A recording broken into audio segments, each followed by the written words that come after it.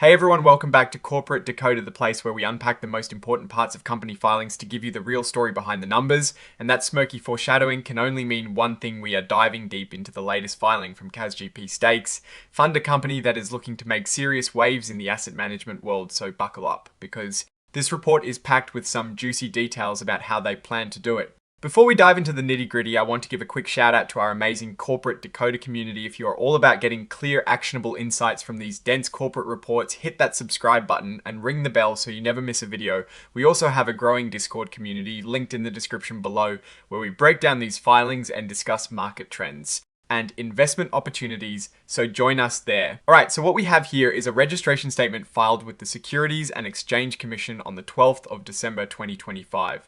This is essentially the official announcement from CAZ Stakes Fund that they are officially making their shares available to the public. This filing form N-2 is a big deal for any investment company because it tells us exactly what they're selling when they're selling it and all the risks involved. Think of it as their official invitation to invest. CAZ Stakes Fund is coming to market with multiple share classes: Class A, Class C, Class E, Class F, and Class I. Each of these has a different fee structure, which is super important because depending on how much you are investing and how long you plan to hold your shares, one class might be way better for you than another. For instance, Class A shares come with a sales charge of up to 3%, while Class C, E, F, and I shares do not have sales charges. This is where you really need to pay attention to the details to make sure you are not overpaying for your investment. Now, the core of this filing outlines the fund's investment objective. They're aiming for long-term capital appreciation and current income. And how do they plan to achieve this? By investing in asset management firms, essentially buying stakes in the companies that manage money. They call these GP stakes, and under normal circumstances, they'll invest at least 80% of their net assets in these GP stakes. This means they are heavily focused on the companies that manage investments rather than investing directly in stocks or bonds themselves. Here is a big red flag right at the start of the risk factors for investors. They are very clear that this investment is considered illiquid. This means you can't just sell your shares easily like you can with stocks on a stock exchange. They are structured as an interval fund, which means they offer to buy back a portion of shares quarterly between 5% and 25%. But this is not a guarantee. You'll get your money back when you want it. If too many people want to sell their shares at once, they might only be able to repurchase a fraction of what you requested. So if you need access to your money quickly, this is definitely not the investment for you. Let's talk about the money involved. When you buy Class A shares, you are paying the current net asset value plus a sales charge of up to 3%. Other share classes don't have this initial sales charge, but they might have other fees. The proceeds to the fund before expenses are simply the amount invested at current NAV. Keep in mind that these shares are being offered on a continuous basis with an unlimited number of shares available. This is less common for closed-end funds, which usually have a fixed number of shares. The folks calling the shots here are CAZ Stakes Advisor LLC, who are registered with the SEC. They're a subsidiary of CAZ Investments, LP, an established asset management firm. They are the ones making all the investment decisions for the fund. Now let's check out the expenses for each class. For Class A shares, you are looking at a maximum sales charge of 3% and 12B-1 fees of 0.6. 0% Class C features no sales charge but higher 12B-1 fees at 1.00%. Class E and F shares don't have sales charges or 12B-1 fees. And Class I shares, which have the highest minimum investment requirement of $3 million, also have no sales charges or 12B-1 fees. The management fee across all classes is a consistent 1.50%. But remember that total annual fund operating expenses can get higher when you factor in acquired fund fees and expenses, which are estimated at 0.50%. This means the total expenses can range from 2.47% for Class F shares to 3.77% for Class C shares after fee waivers.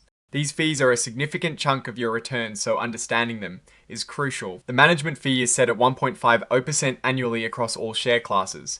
This fee is paid to the investment advisor CAZ Stakes, Advisor LLC, for managing the fund's assets. For an interval fund that invests in GP stakes, the recurring fees can really add up over time, directly impacting your overall return. Looking at total annual fund operating expenses after all waivers and reimbursements, Class F shares come out on top with a 2.47% expense ratio. For Class C shares, it is 3.77%. Keep in mind that these expenses are paid out of the fund's assets, which means they directly reduce your investment returns, so lower expenses are always better. Let's dig into the investment strategy. The fund wants to invest in GP stakes, which are essentially minority stakes in asset management firms.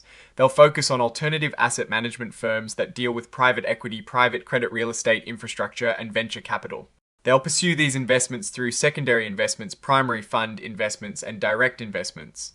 This diversified approach across different types of GP stakes is designed to spread risk. Now, about risk, if you are looking for a safe bet, this might not be it. They are a non-diversified fund, which means they can put a lot of money into just a few investments. This is a double-edged sword. It can lead to higher returns if those few investments do well, but it also means if they do poorly, your losses could be significant. They also explicitly state that there is no guarantee that any GP stake will itself have appropriate levels of diversification. This could lead to higher market fluctuation and price volatility compared to a more diversified fund. A major risk they highlight is the valuation of private investments. Since many of their GP stakes are not publicly traded, their value is determined by estimates and assumptions, which involves a lot of judgment.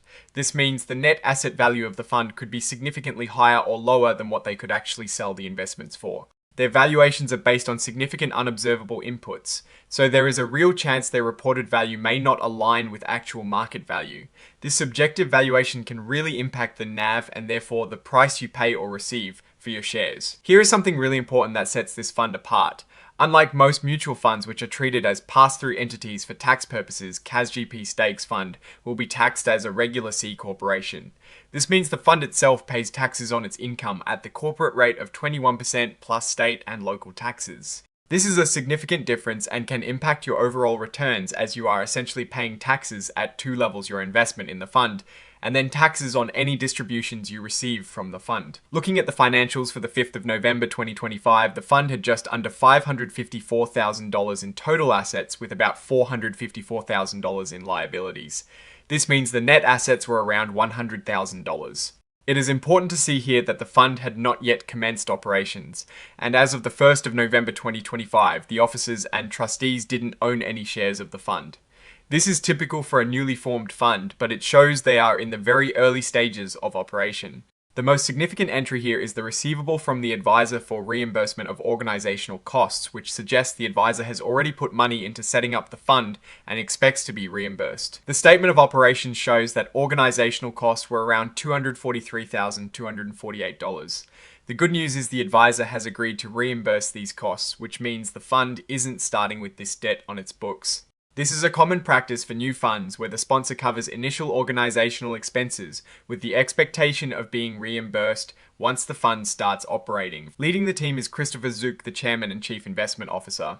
He founded CAZ back in 2001 and has over 25 years of experience in alternative investments. He's a well-known figure in the industry, having appeared on major financial news networks. Having an experienced hand like Zook at the helm is definitely a positive for investors, especially given the complex nature of the fund's investment strategy. Now, for my take on this filing, CAZ GP Stakes Fund is clearly aiming for a niche within the alternative investment space by focusing on GP stakes. The management team seems experienced, and the structure as an interval fund offers some liquidity, which is crucial for this type of illiquid investment. However, this is not an investment for the faint of heart. The illiquidity, the reliance on valuations of private companies, and the double taxation structure as a C corporation are significant hurdles. The high expense ratios across all share classes are also a substantial drag on potential returns. While the strategy of investing in asset managers could be lucrative, the execution and risk management will be absolutely key. Investors need to be very comfortable with the risks involved, the lack of easy access to their money, and the potential for significant fees to eat into their returns. It is a high-risk, high-reward proposition and only suitable for those with a very long-term perspective and a high tolerance for risk. Alright, that wraps up our deep dive into the CAZ GP Stakes Fund filing. What are your thoughts on their strategy and the risks involved? Drop your insights in the comments below. And if you found this breakdown valuable, please hit that like button and subscribe for more in-depth corporate analysis. And don't forget to join our Discord community linked in the description to keep the conversation going. Thanks for watching, and we'll see you in the next one.